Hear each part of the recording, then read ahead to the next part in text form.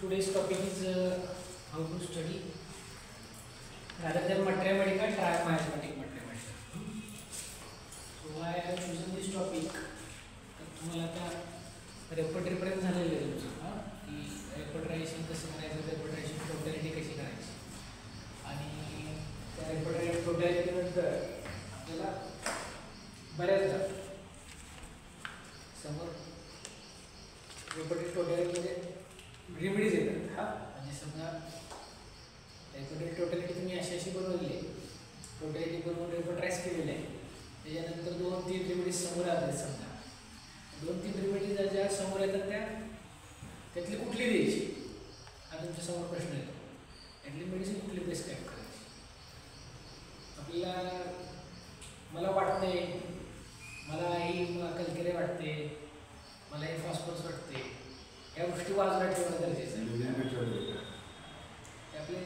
ते आपल्या डोक्यातल्या फिक्सिटी किंवा डोक्यातल्या आयडियाज ह्या काढणं, रफ करणं, पुसून टाकणं गरजेचं आहे. कारण तरच तुम्ही हे मॅथमॅटिका शिकणार आहे, स्टडी करणार आहे. स्टडी केला पाहिजे, मॅथमॅटिका स्टडी केला पाहिजे. नुसतं रीड केलं पाहिजे आणि तुम्ही रीड करणार मॅथमॅटिका आणि ते अप्लाय करणार, हे नको आहे. ते स्टडी केलं पाहिजे. एखाद्या जसं एखादा डिसीज एखाद्या पेशंटमध्ये कसा डेव्हलप होत जातो.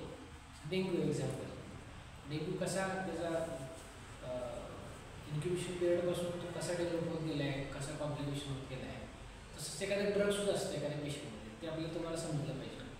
चायल्डहूडपासून तो कसा आहे, कसा आहे, ते आता पण कसं पिक्चर तयार होतं. तर हे तुम्हाला ज्यावेळेस तुम्हाला हे समजायला येईल, ज्यावेळेस तुम्हाला इमेजेस ह्या गोष्टी आपण तुम्ही त्या इरेक्ट करायला लागेल त्या इमेज पेशंट्समध्ये, त्यावेळेस तुम्ही मॅथमॅटिक्स स्टडी करणार, त्यावेळेस तुम्ही शिकणार आहे गोष्टी. म्हणून हे तुम्हाला हे कसं करणार, तुम्हाला हे स्टडी कसा करणार तुम्ही. आपल्या हे तर येतं आहे रेपर्टरी टोटॅलिटीपर्यंत तर आपल्याला शिकलो आहे. ते काय सगळे टेक्निकल टूल्स आहेत. आता केस टेकिंगनंतर रुब्रिक कन्व्हर्शन हे थोडंसं जरा इंटरप्रिटेशनचा भाग आहे, पण बाकी सगळे टेक्निकल्स गोष्टी आहेत. आपल्याला नुसतं राईट डाऊन करायचं आहे, घ्यायचे आहे, केसमध्ये आपल्याला टाकायचं आहे आणि मग ते प्रोसेसिंगमध्ये आपल्या कॉम्प्युटराईज येते आपल्याला. हे सगळे येते. इथून पुढची गोष्ट आहे जी प्रिस्क्रिप्शनची, ती मात्र टोटली तुमची फिलॉसॉफी असेल, तुमचं नॉलेज असेल, तुमचं इंटरप्रिटेशन सगळ्या गोष्टी तिथं तुम्हाला अप्लाय करून त्या तुम्हाला प्रिस्क्राईब करायचं असतं. ही सगळ्यात मोठी महत्त्वाची गोष्ट आहे. म्हणून म्हटलं जातं की ऑर्गॅनिक घ्या, रेपर्टरी घ्या, काही करा, पण final court is mathematics. Final court is mathematics. जसं सुप्रीम कोर्ट होतो, सुप्रीम कोर्टाचा निकाल एकदाच दिला की संपला, हा निकाल आहे, ह्याच्यात नाही बदल. सुप्रीम कोर्ट आपलं हे मॅथमॅटिका आहे. मॅथमॅटिका तेच तुम्हाला जो निर्णय देईल तो तुम्हाला मान्य करायला लागेल. मग भले तुम्हाला बाकीच्या याच्यात काही झालं तर.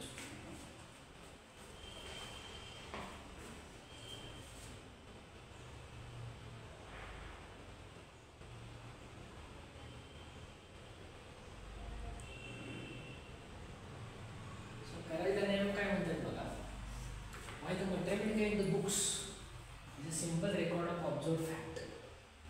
In the mind of practitioner, it becomes the subject of reflection, of comparison, and of hypothetical reasoning, which will be more or less just an valuable recording to the measures of the practitioner's natural ability and of his intellectual cultures. Okay. हे सगळ्यात महत्त्वाचं, सगळ्यात important आहे शेवटचे आहे. प्रॅक्टिशनरच्या natural ability, intellectual cultures, याच्यावरती सगळ्या गोष्टी तुमच्या या डिपेंड्स करतात. तुम्ही रेकॉर्ड्स आणि तुम्ही रिफ्लेक्ट करता तुमच्या ड्रग्समध्ये,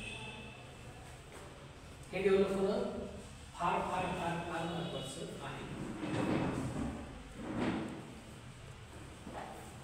आता आपलं ऑब्जेक्टिव्ह तेच असणार आहे की how to read, understand, give meaning to the data given in the source books of NLP. आता जसं तुम्ही आता लहानपणापासून शाळेत शिकत आलाय, तुम्हाला शिकवताना टीचर्स कुठल्या ह्यातून शिकवतात, बुक्समधनं, टेक्स्ट बुक्स बरोबर आहे का, गाईड असतात त्यांच्याकडे, का नोट्स असतात त्यांच्याकडे, कुठल्या अजून कुठल्या कंपनीचे यांचा वेगळा ते शिकवतात त्यातनं तुम्हाला टेक्स्टबुक्समधून शिकवत जातं ना. So textbooks is a main source of तुमचं काय असेल त्याच्यावरनं काय बाकीच्या गोष्टी नवीन निघल कुठले काय कुठले कुठले नवीन त्यावेळेस प्रकार असायचे अपेक्षित असायचं कुठं काय ते आता त्या गोष्टी असतात त्या नंतर असतात. सो आपलं मटेरियल सुद्धा हे जे तुम्ही वाचताय कॉमेंटेटर काय विजयकर असतील तुमचे शंकर असतील अजून मेटल कसं असेल असे बरेचसे स्टॉलवर्ड्स आहेत ते आहेत त्यांच्या ह्याच्यामध्ये हे स्टॉलवर्ड्सच आहेत ते. पण त्यांनी काय केले त्यांचं नॉलेज अप्लाय करून त्यांच्या अंडरस्टँडिंग त्यांच्या गोष्टी त्यांच्या प्रॅक्टिस त्यातल्या ज्या गोष्टी असतील त्या सगळ्या अप्लाय करून त्यांनी स्वतःचं त्याचे थिअरीज स्वतःचे कन्सेप्ट त्यांनी मांडलेले आहेत. तसं दे आर कॉमेंटेटर्स जसे कधी क्रिकेटची मॅच बघत असतो खेळणारा प्लेयर्स वेगळा असतो कॉमेंट्री करणारे प्रत्येक जणाचे व्ह्यू डिफरंट असतात ना त्याला प्लेअरलाच माहिती मी कसा खेळतो बेस्ट कॉमेंटेटर्स वेगळ्या पद्धतीने कॉमेंट करतात. So these are the commentators for all homeopathic game. Okay so आपल्यासाठी मग सोर्स बुक काय आपल्यासाठी टेक्स्ट बुक्स काय आहेत. सो मॅथमॅटिक्सचे टेक्स्ट बुक्स कुठले आहेत हे तुम्हाला माहिती पाहिजे. सो आता तुम्हाला ॲम्पल टाईम आहे सध्या तुम्हाला वेळ आहे तर तुमच्या प्रॅक्टिस स्टार्ट केल्यानंतर सुद्धा तुम्हाला वेळ आहे तुम्ही त्यावेळेस तुम्ही कॉमेंटेटर्सला लगेच जाऊ नका वाचायला ते फार फॅसिनेटिंग आहे ते फार भारी वाटतं आपल्याला त्यांची लँग्वेज भारी आहे त्यांचं एक्झाम्पल्स भारी देतात सगळ्या गोष्टी भारी भारी वाटतात पण आपल्याला ते चित्र फसवं येतं तरी फसवा असू शकतो फसवा आहे म्हणू शकत नाही आपल्याला ते अप्लाय करायला जातो लगेच. आपल्याला सोर्स मॅथमॅटिकल कुठून तयार झाला आहे मॅथमॅटिकल सोर्स कुठून तयार झाला आहे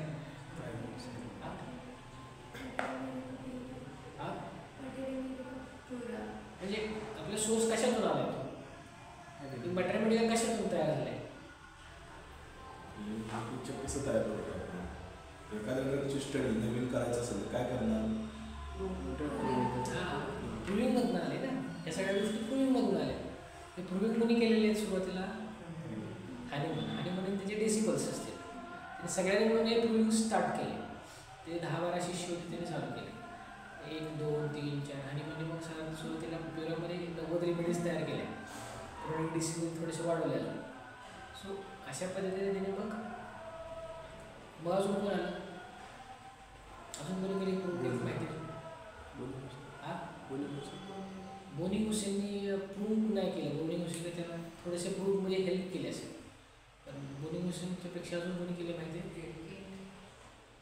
केन नाही केन इज अ कॉमेंटेटर लक्षात केनने थोडेसे आपलं होमिओपॅथी वेगळ्या दिशेने नेलं माइंड लेवलला नेलं त्यांनी जे थोडंसं दोन्ही गोष्टी आहेत म्हणजे त्यांनी ॲबस्ट्रॅक्शन लेवलला नेलं माइंडच्या ते थोडंसं वेगळं नाही थोडंसं आपण बेसपासून भरकटलो होतो थोडंसं आपलं असं पण झालं म्हणजे आपल्या पॅथॉलॉजी ह्या सगळ्या गोष्टी थोड्याशा बाजूला राहिल्या कारण जेवढा चांगला आहे तेवढं थोडं क्रिटिसाइज पण केलं जातं.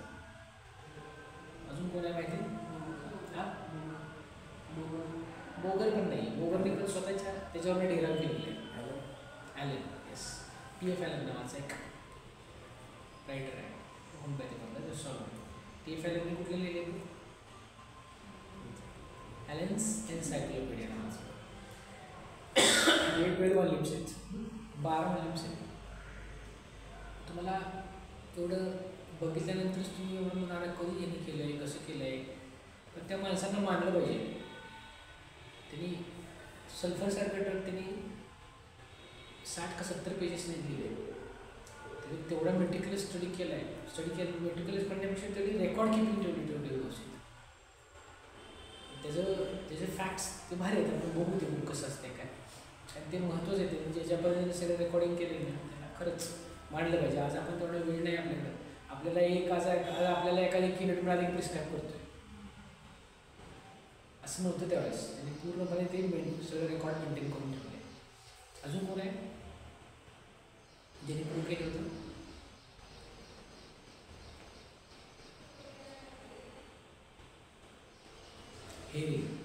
डॉक्टर हेरिंग कुठलं बुक आहे गायडिंग सिम्पटम ऑफ मल्टीरेमेडियम ते पण 3 व्हॉल्यूम्स आहेत त्याचे ते पण 10 व्हॉल्यूम्स आहेत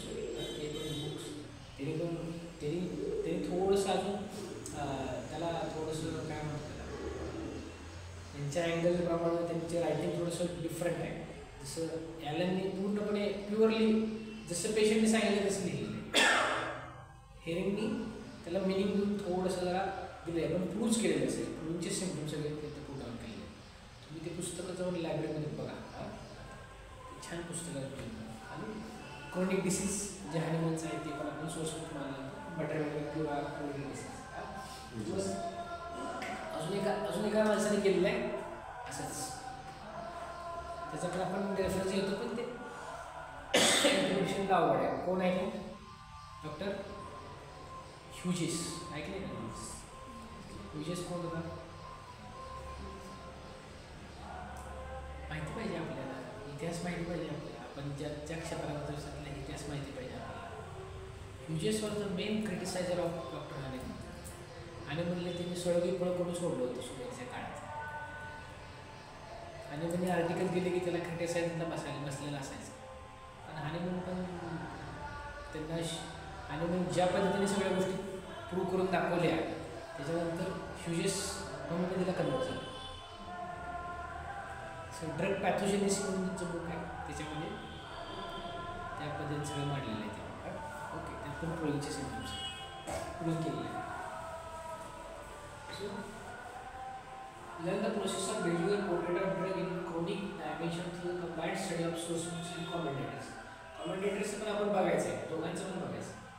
Know how to handle the vast clinical data subject to analysis and synthesis according to time-tested principle. Analysis synthesis करायचं. Myotic understanding of the body in all three myomes. आणि त्याच्यावर आपल्याला तिन्ही myomes कुठले कुठले सिम्पटम्स येतात तुम्ही ते पण बघायचे. हे कसं करायचं? यासाठी कन्फ्युजन आहे. कशा पद्धतीने नॉलेज घ्यायचं, कशा पद्धतीने रिपीट करायचं. So more repercussions, more study, how to study sports book घ्यायचा, मास ऑफ डेटा मिळतो, युजफुल कॉमेंटेटर्स येतात. त्यांचे कॉमेंटेटरी थोडी सब्जेक्टिव्ह पिक्चर्स येतात. त्याचं ॲप्लिकेशन केली आहे. आणि शेवटी आपली कीनोट्स पण बघायचं आहे. कीनोट्स पण माहिती आहेत ना? कीनोट पण बघायचे आहेत. ॲलेक्स आहे अजून किरण पण आहे. गोबर शिलापटी पण किरण टाईपच आहे. गनसे म्हणून एक आहे, त्यांचं आहे. फाटक आहे.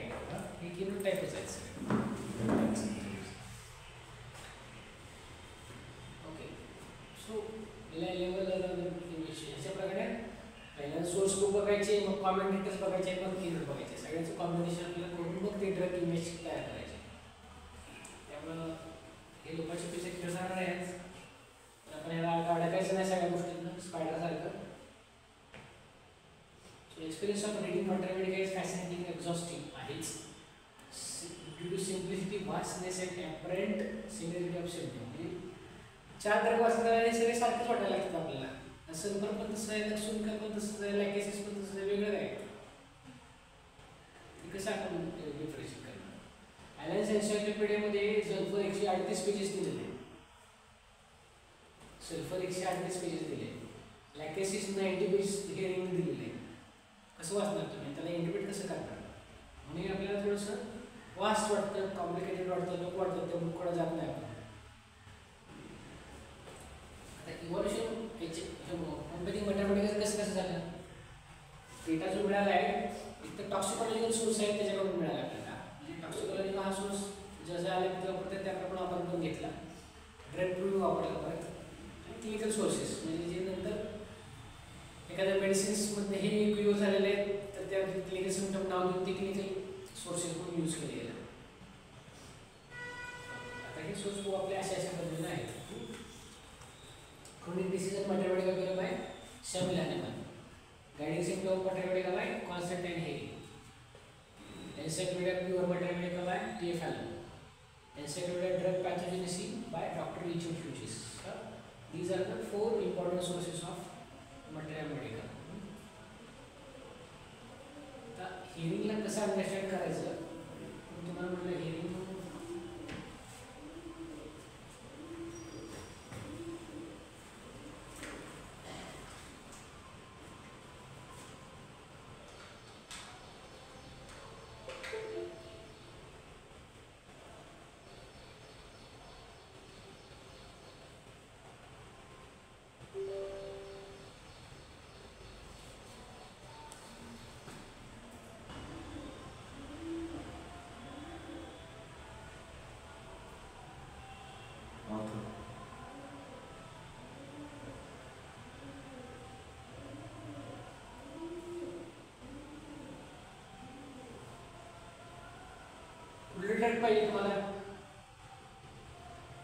कुठले रेमेडी बघा आपण सल्फर सल्फर लय मोठा आहे तुमचं छोटे आता बदलला काय हां हेलिंग इकडच्या ह्याच्याचं हां दुसऱ्या बॉक्समध्ये त्याच्या वरच्या बॉक्समध्ये सल्फर थोडं मोठं आहे दुसरं कुठं सांगा सोबत तुम्हाला चांगली केस मर्कसॉल नाही तर रक्स्टॉक्स सगळ्यांना माहिती आहे का मर्कसॉल रक्स्टॉक्स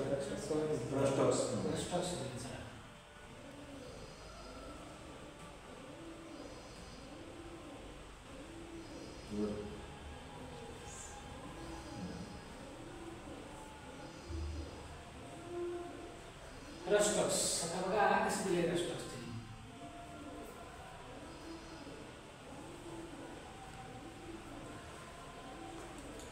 सुरुवातीला त्याने इंट्रोडक्शन पार्ट दिलाय त्याचं नाव दिले कॉमन नेम दिले फॅमिली दिले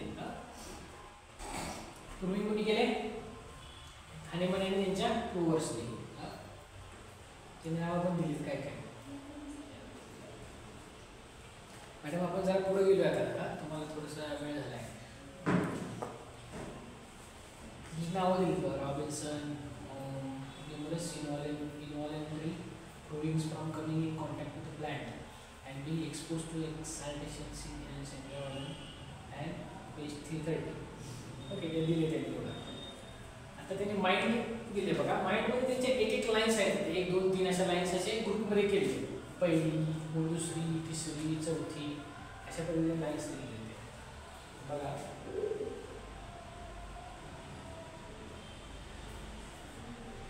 दिसते का absence of mind forgetfulness difficult comprehension cannot remember recent events recall with difficult things and names languor of the mind is unable to hold the idea stupefaction with tingling in the head pains in the limbs ambulation in motion illusion of fancy visions low mild delirium thinks he is roaming over fields or hard at work incoherent talking answers hastily or reluctantly thoughts seem difficult answers correctly but slowly anxiety timidity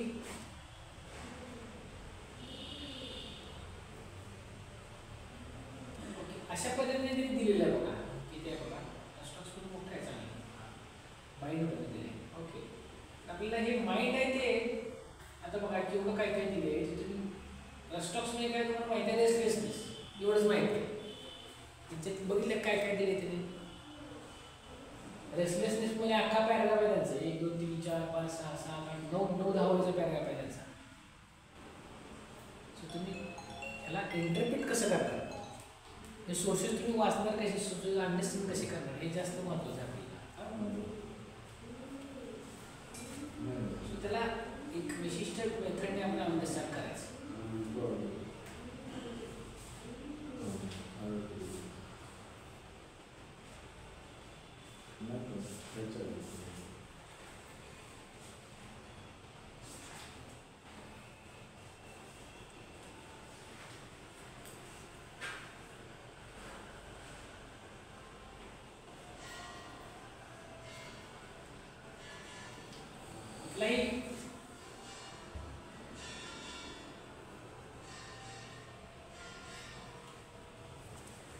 जे एक sentence आहे किंवा एक जो paragraph आहे त्याला आपण ह्याच्यामध्ये आपण डिव्हाइड करायचं त्याला element from aggression emulation emotions इंटेलेक्टमध्ये थॉट परसेप्शन आणि मेमरी येते एक्सप्रेशन आणि डिस्पोजिशन सो एव्हरी लाईन त्याच्यामध्ये आपल्याला यापर्यंत त्याला फोडायचं आहे फोडून आपल्याला वेदर इथे इमोशनल सिम्पटम आहे इंटेलेक्च्युअल सिम्पटम आहे का त्याचं ते एक्सप्रेशन आहे का ते डिस्पोजिशन कॉर्डिनेट डायरेक्ट त्याने पुट डाऊन केलेत ह्याला आपण ह्याला आपण हे करायचं वेगवेगळ्या पद्धतीने पुट डाऊन करायचं त्याला कॉलम्समध्ये हे का करायचं आता ही प्रोसेस का करायची आणि इकडे एलिमेंट फॉर्ममध्ये पण आहे म्हणजे एलिमेंट फॉर्म पण असू शकते एखाद्या एलिमेंट फॉर्ममुळे काय सर हे का करायचं हे तुम्हाला एकदम एकदा सगळं मांडलं समजा हा एक पहिला सिम्पटम इथे म्हटला, दुसरा इथे म्हटलाय, तिसरा इथे म्हटलाय, आपल्याला हे सगळं मांडत गेलं तर काय येणार आपल्याला पुढं, काय मिळू शकेल पुढं? कोण सांगेल काय मिळेल आपल्याला या सगळ्या गोष्टी एकत्र वाढल्या तर? म्हणजे हे सगळं काय आहे ते लक्षात आलं, सगळं कॉम्पोनंट्स ऑफ माइंड. माइंडचे सगळे पार्ट आहेत. मेन फॉर्म आहे, ते इमोशन्स आहे, इंटेलेक्ट आहे, परत ते एक्सप्रेशन्स आहेत सगळे, कॅरेक्टरिस्टिक एक्सप्रेशन्स आहेत सगळं माइंडचे, आणि मग स्ट्रक्चर ऑफ माइंड, डिस्पोजिशन्स. म्हणजे हे सगळं वेगवेगळे समजतंय. सगळे एकत्र त्यांनी कंपाईल करून दिले. आपण काय करणार आहे, त्याला अनालाइज करणार आहे, सगळे वेगळ्या ह्याच्यामध्ये टाकणार आहे. म्हणजे ह्याच्यावर एक समजणार आहे की ही रेमेडी कशी आहे, प्रॅक्टिकल आहे, कळलं का? म्हणजे त्याचं ते कळणार आहे आपल्याला माइंड कुठलं आहे. ही इमोशनल जास्त पर्सन आहे का इंटेलेक्च्युअल जास्त पर्सन का जास्त एक्सप्रेशन्स करतोय हा, ह्या गोष्टी आपल्याला कळणार आहे. त्याच्या डिस्पोजिशन्स कसे आहेत, क्वालिटीज कळणार आपल्याला, स्वभाव कसा आहे त्याचा, त्या रेमेडीचा. कारण सगळ्यांना सगळे इमोशन्स आहेत,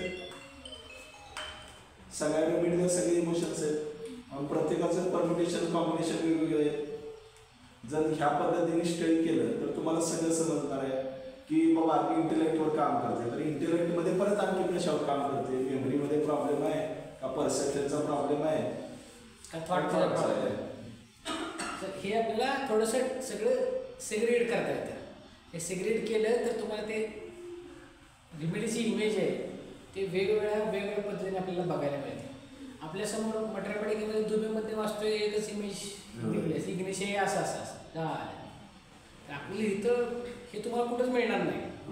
कुठल्याच पुस्तकात तुम्हाला एवढ्या डिटेलमध्ये दिलेलं नाही आहे जे तुम्हाला इथं सगळ्या गोष्टी आहेत. आणि तुम्ही आता रीड करा त्या गोष्टी. आता हार्डली आता आमच्या सूर्य डॉक्टरना 20 वर्ष झाले जवळजवळ प्रॅक्टिसला, मला 15 वर्ष झाली, त्यांना 25 वर्ष झाली. पण आम्ही बघतोय हार्डली 30-35 स्ट्रक्चरवर जास्त जात नाही आहे. तर तुम्ही 30-35-50 पकडा. ड्रग जर तुम्ही अशा पद्धतीने स्टडी केली तुमच्या लाईफ लॉंग तुमच्या मेमरीमध्ये ते चांगल्या पद्धतीने अंडरस्टँड होते ड्रग्स. कारण काही ड्रगचे जे फॅसेट्स आहेत त्याच्यामधून फार चांगल्या पद्धतीने कळतात. वेगवेगळ्या रेमेडीज सोडायला आपण कसं इमोशनल, रिझर्व आणि लवलीस आपण म्हणलं की सगळं काय म्हणणार नॅटरल नाही तर इंग्लिश आहे बस. त्याच्या पुढे जातं का खूप व्हरायटीज येते, ॲसिड फॉस येईल, पल्सेरीला येईल.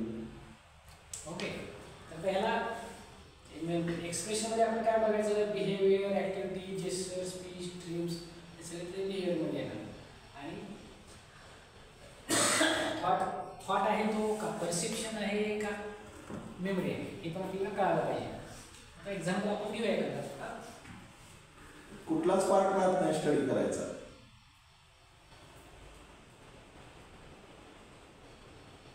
पहिलेच घेऊया.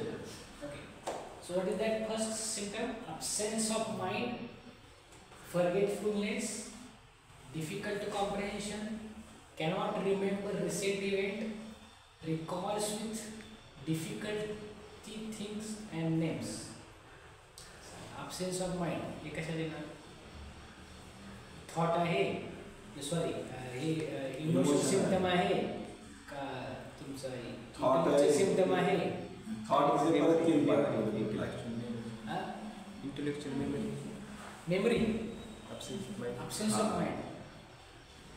absence ऑफ माइंड म्हणजे काय? absence ऑफ माइंड मेमरीमध्ये येईल का, आठवतो का आपण? absence म्हणजे काय, तू आता इथं आहेस का दुसरीकडे आहेस. डिल्युजन म्हणजे आता तुम्ही इथं आहे पण तुमचं माइंड सगळं घरी आहे किंवा आता कॉलेजमध्ये आहे, काय चाललं असेल काय नाही, म्हणजे दुसरंच आहे. म्हणजे इथं नाही, इथं प्रेझेंटच नाही तुम्ही, इथं अपसेंट आहे ना माइंड. मग हे तुमचं ह्याच्यात येणार का मेमरीमध्ये, कशामध्ये? थॉटमध्ये येईल ना. थिंकिंग तुमचं चालू दुसरीकडेच ना, दुसरीकडे विचार वेगळीकडेच करताय तुम्ही, इथं अपसेंटच आहात. इट्स एकदम थॉट. इथं तुम्हाला इथं कस तुमचा पण लागतो की तुम्ही बाबा तुमचे इंटेलेक्च्युअल फॅकल्टी पण तुमची डेव्हलप होते, हे सगळे वेगळे करता. पेशंट सांगताना पटापट लक्षात येत जाणार अशा पद्धतीने स्टडी केली की हा बाबा ह्याचं काय प्रॉब्लेम आहे, मेमरीचा आहे, थॉटचा आहे का, परसेप्शनचा आहे का, फिलिंगचा आहे, इमोशनचा आहे. फॉरगेटफुलनेस कशात येणार? आता कसं बरोबर सांगितलं. डिफिकल्ट कॉम्प्रिहेन्शन कशात येणार? नाही एक्सप्रेशन डिफिकल्ट कॉम्प्रिहेन्शन समजेल सांगितलं असं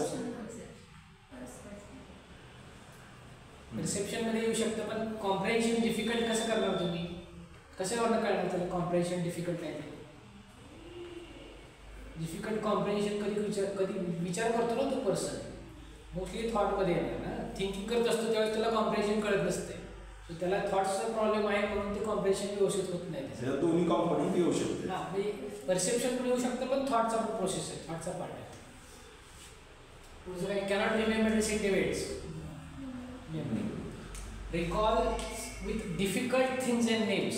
डिफिकल्टी म्हणजे त्याला आठवायला त्रास होतो. कशामध्ये येणार? सगळ्या गोष्टी अशा मेमरीच्या पार्टमध्ये दिसतात तुम्हाला. मेमरी जास्त येतात. थॉट्स आणि मेमरी अफेक्ट झाले. थॉट आणि मेमरी अफेक्ट झाले. दुसरं आहेत काय? Languor of mind. And languor of mind is unable to hold an idea. Languor म्हणजे काय? काढा dictionary.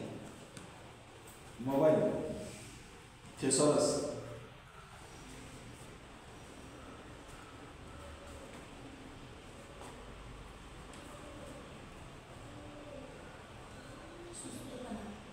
सुस्तपणा, dullness of mind,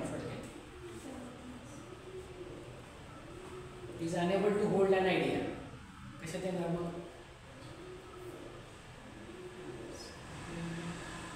thinking. Stupefaction with tingling in the head and pains in the limbs. Stupefaction कशात येणार? स्टुपिफिकेशन म्हणजे काय? Stupefied.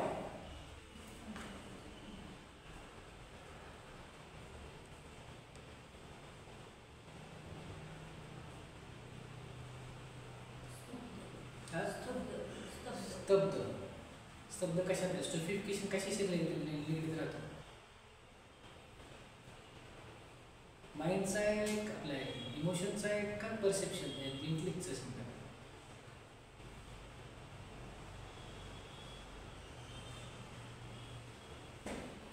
स्टुपिफाईड mind कशाने स्टुपिफाय होतं? स्टुपिफिकेशन कुठलं स्टुपिफिकेशन म्हणजे कुठला आपला ऑर्गन यूज केला जातो, म्हणजे कुठली सिस्टीम असते इन्व्हॉल्व त्यात? सीएनएस असते. सीएनएस असते. कुठल्या इमोशन कसं आहे? इंटेलेक्चुअल पार्ट आहे ना, इंटेलेक्चुअल थॉट्स. ओके. आणि त्यात पुढे काय आहे? Tingling in heads and pains in limbs. हे कशात येणार? नाही ते आपण बघितलं त्यात कशात येणार? कॅरेक्टरिस्टिक एक्सप्रेशन मध्ये जाईल. एक्सप्रेशन मध्ये येणार ना. एक्सप्रेशन मध्ये.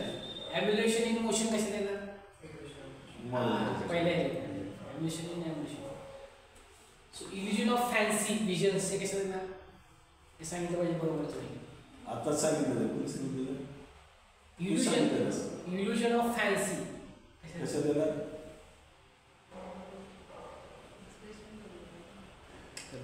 मगाशी सगळ्यात पहिलं काय सांगितलं? परसेप्शन. डिल्युजन, इल्युजन, हॅल्युसिनेशन हे सगळं परसेप्शन आहे. रॉंगली समजून घेते. रॉंग परसेप्शन चुकतं आहे. सो अशा पद्धतीने आता तुम्हाला स्टॉक्स तुम्हाला होमवर्क स्टॉक्स तुम्ही करायचं नेक्स्ट टाइम तुमच्यासाठी भारी ते म्हणजे तुम्ही ड्रग्स तुम्हाला तुमच्या डोक्याला कुठेतरी खुराक मिळतो आपल्याला चांगल्या याच्यात. तुम्ही स्टॉक्स तुम्ही सगळं अंडरस्टँड करून घ्या. मी तुम्हाला दुसरी रेमेडी दाखवतो.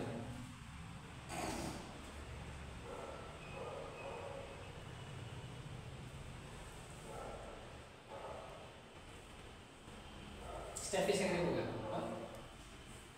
स्टॅफी सगळ्याला आम्ही असंच टाकलेलं आहे सगळीकडे. त्याच्या पहिल्या सिम्पटमला आपण असं पद्धतीने हे असं करायचं तुम्ही हां रस्टॉक सोडून असं करायचं असं पद्धतीने हे करायचं. Aggression reading after he has heavy weight between the eyes and want memory scarcely able to call. Aggression oneirism म्हणजे sexual excess desire. He becomes indifference, low spirited, dullness of mind and listless, sad, dreaming about future, sad, distressing thoughts about one's illness, aversion to mental physical activities, ability to think. आता हे का म्हणतो बघा, आता इथं आपले चांगले हे मिळतात. एक्सेसिव्ह सेक्शुअल डिझायर नंतर स्टॅफिसेरियामध्ये काय येतोय, इंडिफरन्स येऊन जातो, बिकम लो स्पिरिटेड, डल होतो. हे तुम्हाला कुठं असं फार डिटेलमध्ये स्टॅफिसेरियामध्ये सांगणार नाही, जे इथं आपल्याला डायरेक्ट मिळते. एक्सेस सेक्शुअल डिझायर नंतर हे अशा पद्धतीने बिहेव होते. खाली पण आहे बघा, element from unmerited insults, sexual excess, driving on dwelling on sexual subject, he become hypochondriac, apathetic. हे मेमरीवरती पण इफेक्ट झालेलं असतं. म्हणजे नुसतं ॲसिड फॉस्ट सेक्शुअल एक्सेसमुळे होत नाही प्रॉब्लेम, स्टॅफिसेरियामध्ये सुद्धा आहे. Okay. Pride, element from pride, envy, chagrin, they become fretful, excessive ill humor, peevish, irritable. यावेळेस या पद्धतीने अशा झालेल्यानंतर लिस्ट रॉंग वर्डनं तो सेन्सिटिव्ह होतोय, हर्ट होतोय, जरा काय झालं जे आपल्याला दिसतंय त्यात. अर्ली मॉर्निंगला तो इल ह्युमर्ड असतो, cry for all things when gets push things, indignated, grieves about consequences आहे. इंडिग्नेशन, वेक्सेशन, रिझल्ट डिस्प्लेजरमुळे तो स्लीपलेस पण असतो, हां, झोप लागत नाही सगळ्या गोष्टींमुळे त्याला. कन्सर्न अबाउट फ्युचर, इन्सल्टमुळे पण ते निगेटिव्ह बघा, इन्सल्टमुळे he is unable to sustain the mental efforts, was insulted being too dignified to fight, subdued his wrath, irritability, wait, home sick, trembling and exhausted.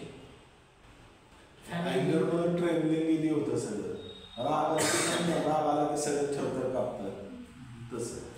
आता इन्सल्टमुळे आपल्याला नुसतं तेवढं मॉडिफिकेशन त्याचं माहिती आहे, इन्सल्टमुळे काय काय होतं बघितलं काय तर वेगवेगळे शेड्स. म्हणजे नुसते मॉडिफिकेशन किंवा एकदम इंडिग्नेटेड आणि इरिटेबल होईल असंच नाही आहे, हे सगळं शेड्स आहेत. First will he will lose his fortune, things he will, his wife will run away from him.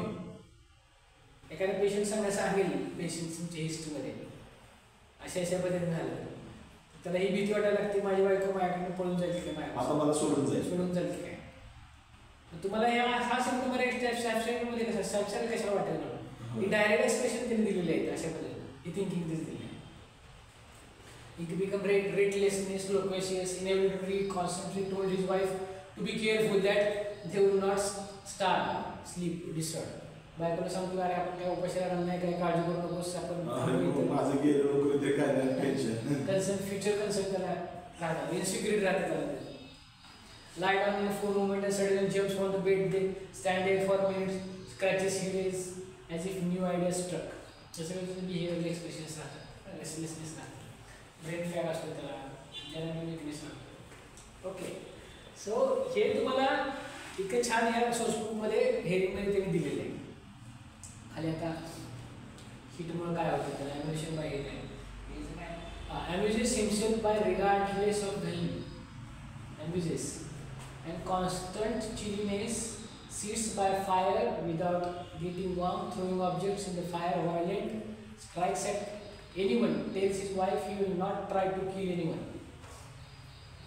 Amuses by heat मध्ये त्याला बरं वाटतं, पण amuses himself by regardless of value, something is matter with him. त्याच्याबरोबर असं काय झालंच तर अशा पद्धतीने त्याचे एक्सप्रेशन्स येऊ शकतात, त्याला काहीतरी व्हायलेंट होऊ शकतो, तो काहीतरी करेल असं वाटतं, पण तो कंट्रोल करत असतो स्वतःच्या माइंडला. ओके, व्हायलेंट अँगर असतो पण कॉन्शियस असतो त्या बाबतीत. ओके, धगधगत असतो आपण नुसतं. ओके, हे तुम्हाला अशा पद्धतीनं स्टॅफिसेरिया अशा पद्धतीने तुम्हाला मिळेल. ह्याच्यामध्ये अशा पद्धतीने आपल्याला हे करायचं आहे. आता तुम्हाला स्टॉक्सचा पण ह्याच्यातनं बघूया.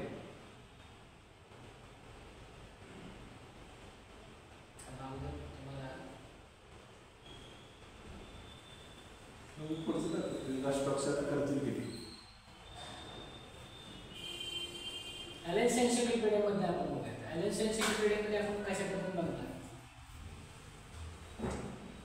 कुठे दिलं नाही.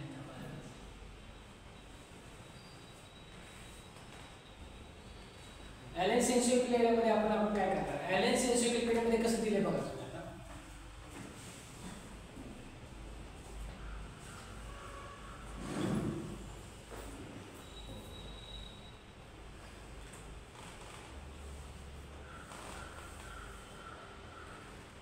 रस्टॉक्स कशाला खाली हा तसं हो वरचा खाली अजून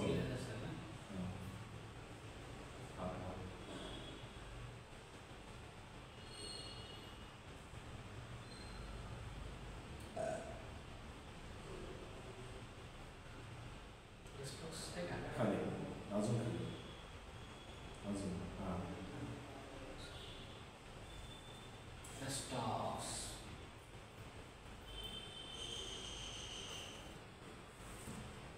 ह्याने कसं दिले बघा हेरिंगचं तुम्ही वाचलं कसं दिले एका एका लाईनमध्ये असं ह्याने कसं दिले बघा पॅराग्राफ मोठेच्या मोठे महत्वाचं वाचा emotional delirium though naturally inclined to melancholy she felt Mary disposed to work as soon as she followed by the infusion grief inclination to weep melancholy extreme irritability even from his own thoughts or from slightest cares full of sad thoughts anxious fearfulness wherewith she gradually lost strength and was unable to lie down for hours in order to regain vigor melancholy ill humor anxiety as if misfortune may happen as if she were alone and all about were dead and still and or as if she had been forsaken by a near friend worse in the house relieved by walking as if walking in the open air sad begins to be without knowing why sadness loved to be alone after 10 hours हे महत्वाचं आहे bracket she seldom had joyful thoughts ते आपण 10 hours सारखं काय होतं bracket मध्ये दिलेलं काय नाही It is the only mathematical which given time dimension of images. म्हणजे आपण म्हणतो ना की ब्रायनी आहे ते स्लो ग्रॅज्युअल ऍक्टिंग आहे ऑनसेट आहे बेरोडाला फास्ट रॅपिड ऍक्टिंग आहे ते कशावरून म्हणतो कुठल्या मॅथमॅटिकमध्ये दिलंय असं की ही दिल्यावर त्याला एवढ्या वेळात एवढा त्रास होईल किंवा हे त्याला एखादा डिसीज चालू झाला तर एवढी पॅथॉलॉजी एवढ्या दिवसात येणार डिस्ट्रक्शन एवढ्या दिवसात चेंज सेट होणार मग हे आपल्याला कशातून समजू शकतं हे सगळे सिम्पटम आहेत ना सगळे वरचा पॅराग्राफ ते 10 तासानंतर ते सगळे म्हणजे 10 तासानंतर म्हणजे काय पहिला डोस घेतला डोस घेतल्यानंतर किती वेळाने सिम्पटम्स चालू व्हायला लागतात त्याच्यावरून आपल्याला त्या रेमेडीचं टाइम ड्युरेशन जी रेमेडी कशी ऍक्टिंग आहे स्पीड काय आहे pace of disease pace of remedy म्हणतो ना स्पीड ऑफ रेमेडी ते फक्त आपल्याला ह्याच्यात समजतं कुठले एक्सप्रेशन्स आहेत ते आपल्याला बघायला लागणार म्हणजे पहिल्यांदा पुढचं बघा after 72 hours after some days 8th day हे तुम्ही हे सगळं रॅन्डमली दिलेली आहे आपल्याला काय करायचं आपल्याला ह्या सगळं लावून घ्यायचं त्यांनी सगळं टाईमवर दिलंय म्हणजे आता कुठली पण रेमेडीला पहिल्यांदा आपण काय त्याचा थॉट होणार आहे फिलिंग होणार आहे का त्याचं परसेप्शन पहिलं जाणार आहे हे सगळं जर आपल्याला समजायचं असेल तर आपल्याला ॲलन वाचलं पाहिजे की ॲलनवर आपल्याला समजणार की त्याला पहिल्यांदा काय प्रॉब्लेम झाला मग कायचा डिसीज डेव्हलप होत गेला इव्हॉल्युशनरी मॅट्रामेडिका हे जर आपल्याला स्टडी करायचं असेल तर आपल्याला ॲलनशिवाय पर्याय नाही कधीपर्यंत ते बघा 6th डे पण आहे 6th डे आहे नंतर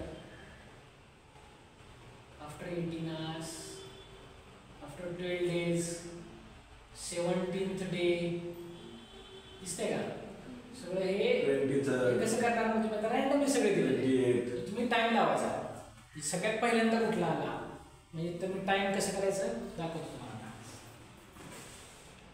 लक्षात येतंय का कधी बघितलंय का सोर्सबुक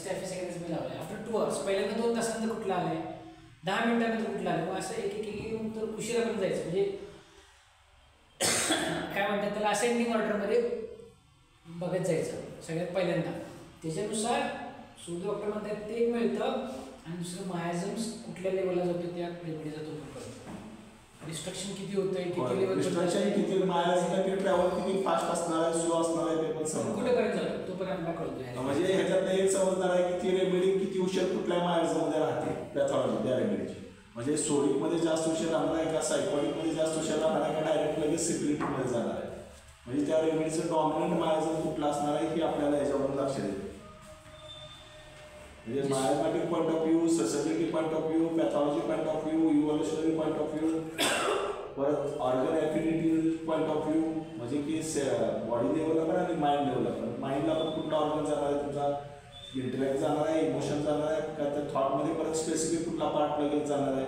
हे सगळं ह्याच्यावर समजतं. नंतर सगळं एकदा डेव्हलप झालं की सगळं जाणार आहे तुमचं माइंड. पूर्ण सिक्युरिटीमध्ये गेला की टर्मिनलमध्ये सगळंच अफेक्ट होणार आहे. पण सुरुवात कशी झाली हे मेन महत्वाचं आहे ना, हे आपल्याला अंडरस्टँड केलं पाहिजे. स्टॅटिक मध्ये बघा 2 तासानंतर काय आले त्याला, fretful, restless, all day, found rest nowhere, quite, fretful, he is vexed at everything which even does not concern him, fretful and disinclined to all mental work. हे सगळं पहिल्या 2 तासानंतर लगेच आले. होय, स्पीड लक्षात आलं तुमच्या. रस्टॉक्सला पहिला डोस घेतल्यानंतर किती वेळाने आले? 10 तासाने. आणि हे सांगितलेलं किती वेळात आले? आता ते तुम्हाला काढायला लागेल. 10 तासाने आपण बघितलंय, त्याच्यात अजून खाली पण किती आलाय का बघायला लागेल. होय, 2 तासानंतर कदाचित असू खाली तुम्हाला सर्च करायला लागेल. रस्टॉक्स वाचा तुम्ही, करा तुम्हाला त्यांच्यासाठी. तर त्यात कुठला सिम्पटम आला काय, हा जो सुरुवातीचे येतात त्यात काय असतात, these are the primary action of drugs. आपण ड्रग दिलेला आहे, त्याची ॲक्शन दिलेली आहे, these are the primary action of drug. ती कुणाची असते प्रायमरी ॲक्शन? ते पेशंटची असते. ओके, म्हणून ही पेशंटची अशी असे याच्यावर आपण इंटरप्रिट कसे डिस्पोजिशन करायचं. इंटरप्रिट काय केलं आपण, he is a grateful person.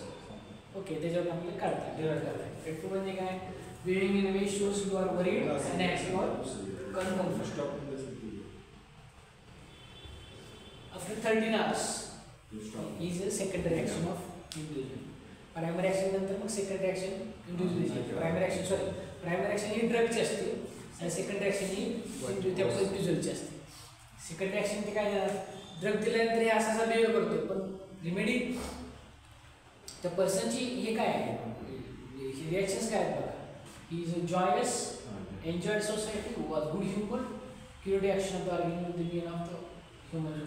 Good humor, joyful, conversational, was happy and his condition. So, Staphysagria is a joyful, cheerful, social, self-contented, light-hearted person. वाचले कुठे तुम्ही Staphysagria असा असतो? So this is Soric Staphysagria. So this is Soric Staphysagria. ते तुम्हाला कुठल्याही पुस्तकात तुम्हाला कुठेही मिळणार नाही आहे, लक्षात ठेवा.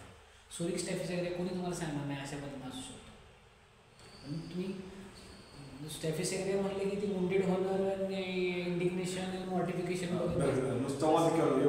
प्रायमरी हा पर्सन असा असतो. Staphysagria very social person, very genuine, joyous person, cheerful असू शकतो.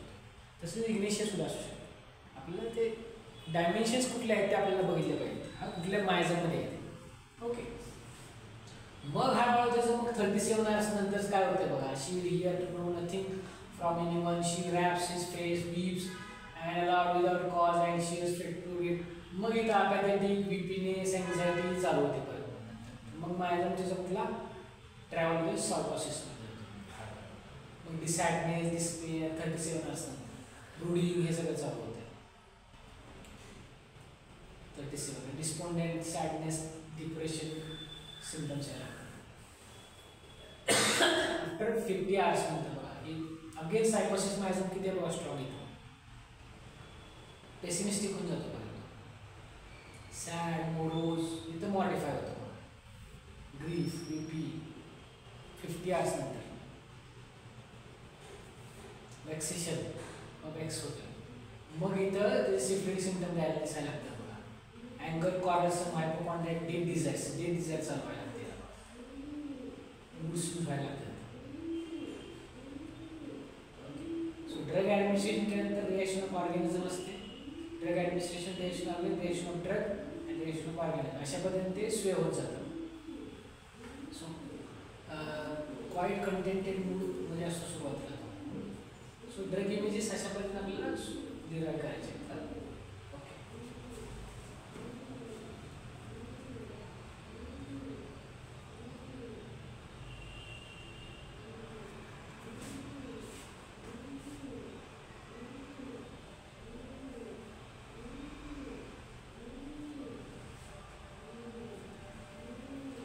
कॉमेंटेटरने काय केलं आता हे तर दोन्ही काळात तुम्हाला क्रोनिक डिसीजमध्ये आपल्याला सहज रीड करायचं आणि म्हणजे क्रोनिक डिसीज वाचत तुम्ही. पण हे 2 पुस्तकं आहेत तुम्हाला ते चांगल्या पद्धतीने करतात. रस्टॉक्स टू कोरोनिया फॉर चॉईस, आपण त्याला डिफरंट आपण अंडरस्टँड करतो हल्लीमध्ये तर प्रूव्हरच्या नावासहित दिलेलं आहे. टाईम आणि प्रूव्हरच्या नावानुसार. त्यामुळे परत तुम्हाला प्रूव्हर घेऊन त्याचं परत टाईम डायमेन्शन ती सेपरेट करायला पाहिजे. कारण प्रत्येक प्रूव्हरच्या नुसार ते टाईम डायमेन्शन दिलेलं आहे. ह्याच्यात हे कसं डायरेक्ट टाईम डायमेन्शनवर दिलं आहे. प्रूव्हर सेपरेट नाही केलेलं. कॉमेंटेटर्सने काय केलं, ड्रग इमेजेस तयार केल्या त्या based on individual concept and background. त्यांचं बॅकग्राऊंड कसं आहे ते पण आपण केनचं बॅकग्राऊंड माहिती आहे तुम्हाला. केनचं बॅकग्राऊंड खराब होतं. काय खराब होतं. केनला त्यावेळेस शिकवलं सुरुवातीला. केनचा गुरु होता जो काय त्याचं नाव स्वीडन त्याला 40 का लँग्वेजेस येत होते त्याला आणि तो मोठा फिलॉसॉफर.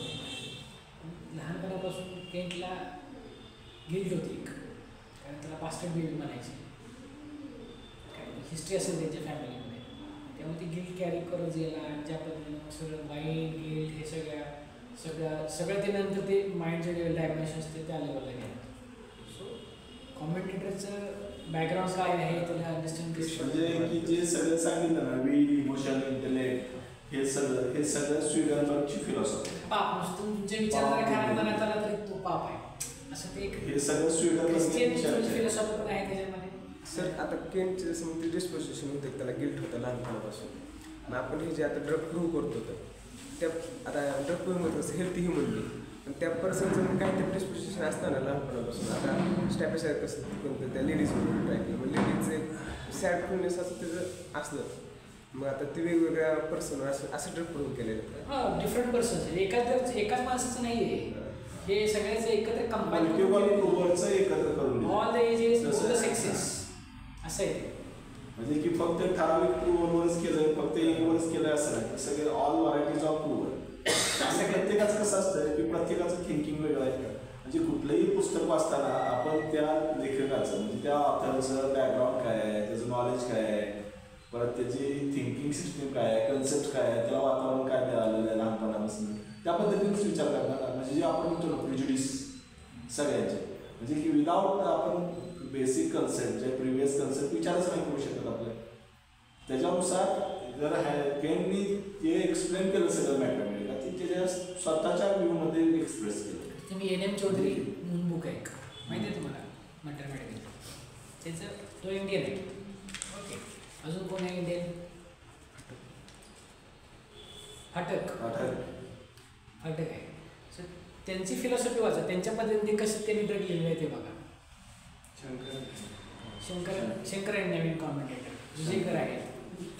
पण हे सगळे कॉमेंटर आहेत म्हणजे मी मॅथमॅटिका वाचलं मला जे समजलं आणि मी ज्या पद्धतीने इमेज तयार केली आणि मला जे अपील झालं त्या पद्धतीने मी मॅथमॅटिका लिहिली. ढवळे आहेत आमचे आयसीआरचे त्यांनी कसं दिले त्यांनी पूर्णपणे भगवद्गीतेचं कन्सेप्ट आहे त्यांचं कन्सेप्ट ऑफ मॅन.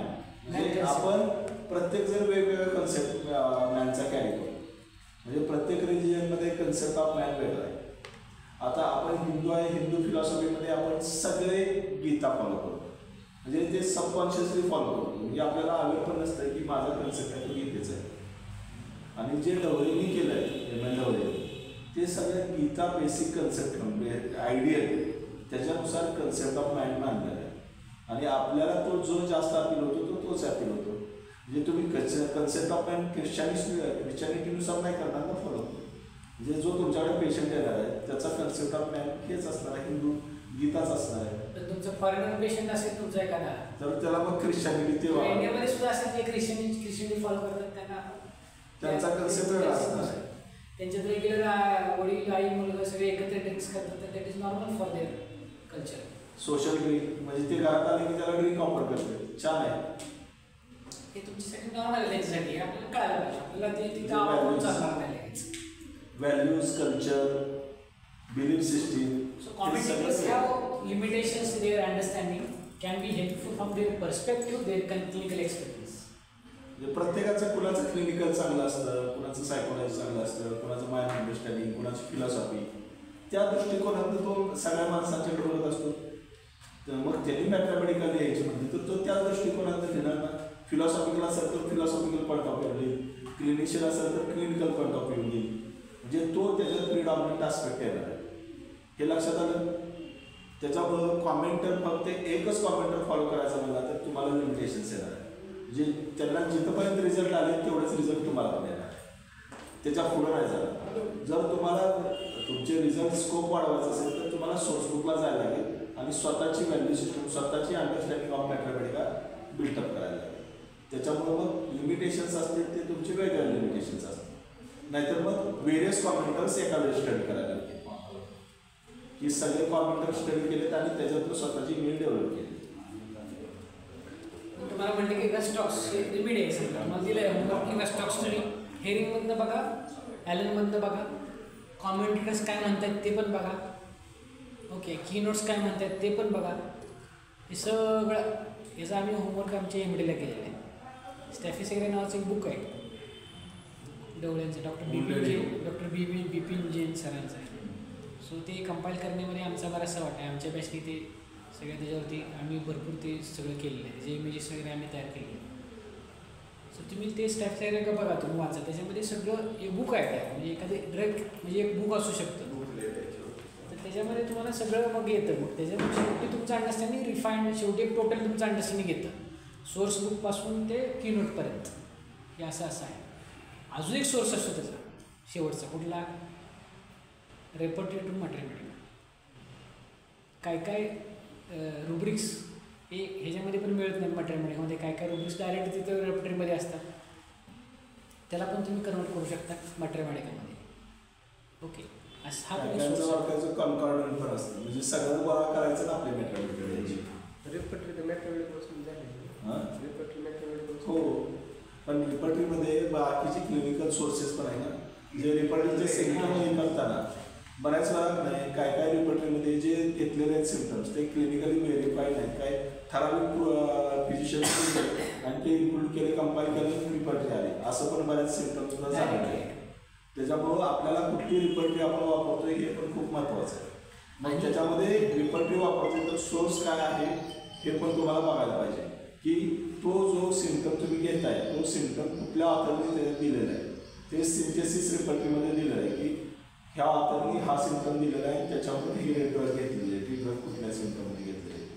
त्याच्यामुळं तुम्हाला जास्त विचार करायला लागतो कुठली रिपर्टरी फॉलो करायची त्याच्यानुसार. आणि काय काय मॅथमॅटिकाचे हे आहेत वर्ड्स आहेत ते फक्त मॅथमॅटिकमध्येच आहेत, रिपर्टरीमध्ये मिळणार नाही असं पण आहे.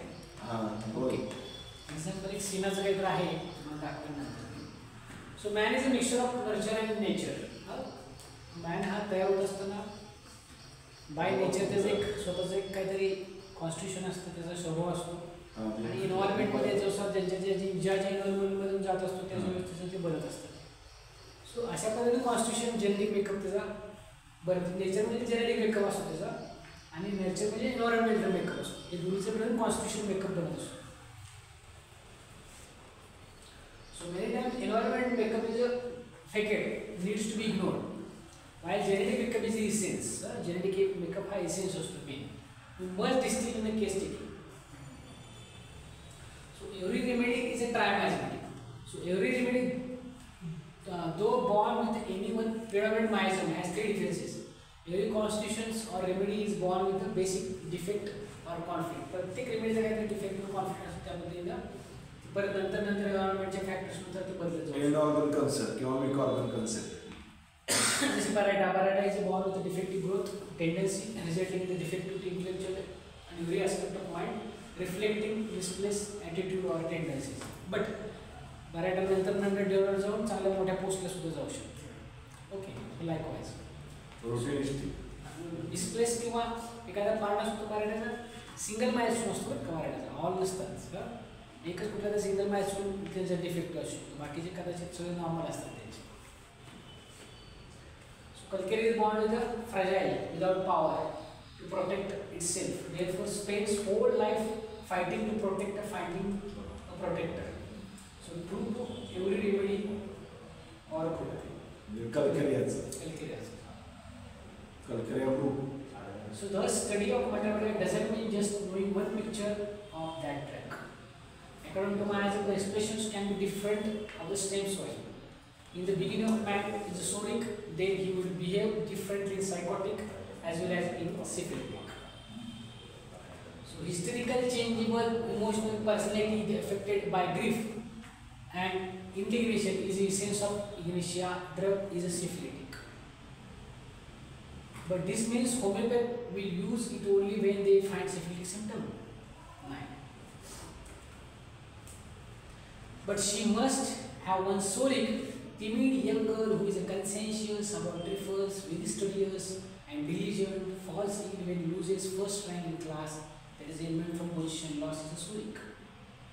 My patient आहे ती मुलगी तिला फक्त इग्निशियस देतोय मी म्हणजे ज्यावेळेस येते त्यावेळेस ती आजारी पडते व्हायरल जरी असला पोटात दुखत असला कुठलाही असला तिचे वडील काहीतरी बोलले मार्क्स कमी पडले किंवा तिला फेल झालं की ती आजारी पडते लगेच इग्निशिया 30 किंवा 200 एक सिंगल डोस दिला की ती आउटराईट तिला आजपर्यंत कुठल्याही बाहेरचं मेडिसिन द्यायला लागलं नाही इतकं सिंपल आहे सोरी कसं आहे होती व्यवस्थित तिची अपब्रिंगिंग सगळं चांगलं झालं सो एवढी ती ही असते इग्निशियाचा तुम्ही जर सोर्स बुकला गेला तर ते फार छान आहे इग्निशियाचं हिअरिंगमध्ये जर गेला तुम्ही तर ती मेनारची चालू झाल्यानंतर फर्स्ट मेसेज तिला चालू झाल्यानंतर ज्या पद्धतीने जे बिहेव सगळं चेंज होतं दॅट वंडरफुली एक्सप्लेन केलेलं आहे तिथे तुम्ही वाचा त्याच्यामध्ये त्यावेळेला तिला एवढं ते एवढी ती कन्शियन्शियस असते त्याचं ते कन्सायन्स कशा पद्धतीने त्यांनी हे केलं आहे तो त्यांनी त्याच्यामध्ये दाखवला आहे तो सोलिक कन्सायन्स असतो तो okay so this is the classic picture of ignatia that many doesn't know we don't know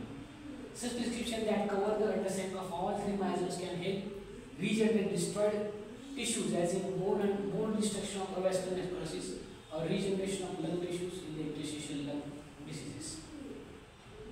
Such types of tried prescriptions are required not in ordinary cases but in impossible sounding cases. From Mathematica books, the drugs we read specific miasmic grammar. But in the same drug, they have both sodic, psychotic, syphilitic picture of mind as well as the body that should be understood properly. Henceforth, don't get stuck in the specific image of drug. You import the pathology of disease condition, then understand the miasm of the disease, and then usually, after correct interpretation, select the remedy of the miasmatic background by reading in different perspective again and again. So sulfur ne काय म्हणतो sulfur is the king of soda. So called as king of soda. Kane mentioned it remedy which is described too frequently both by authors who have not understood thoroughly and those who have understood thoroughly. दोन्ही पण गोष्टी आहेत. Why this paradox? It contains contradictory symptoms. Sulfur is in the rubric dirtiness. At the same time, it in uncleanness aggravates. तिथे पण आहे.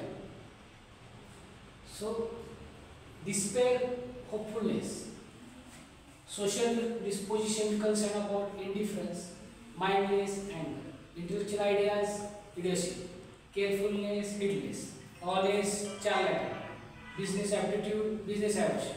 हे सगळं contract दिसते सल्फरमध्ये आपल्याला.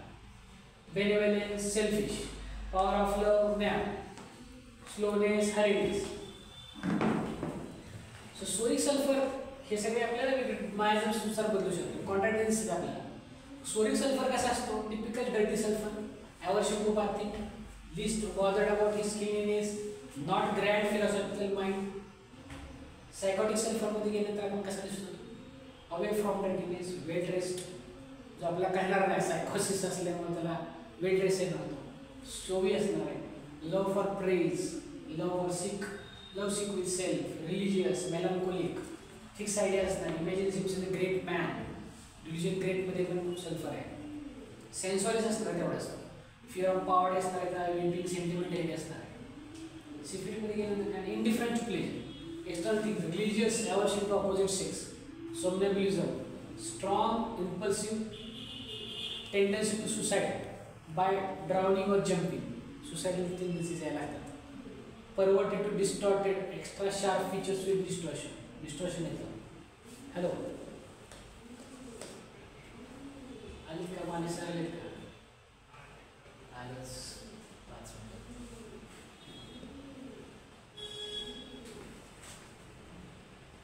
ओके काय करायचं थांबायचं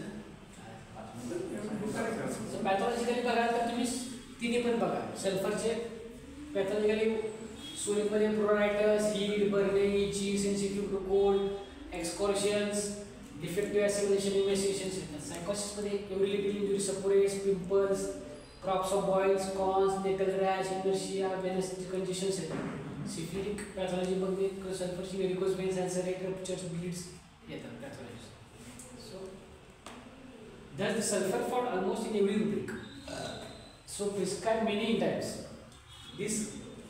These are perhaps what Kate meant when he said sulfur is the most well prescribed and ill prescribed. Okay.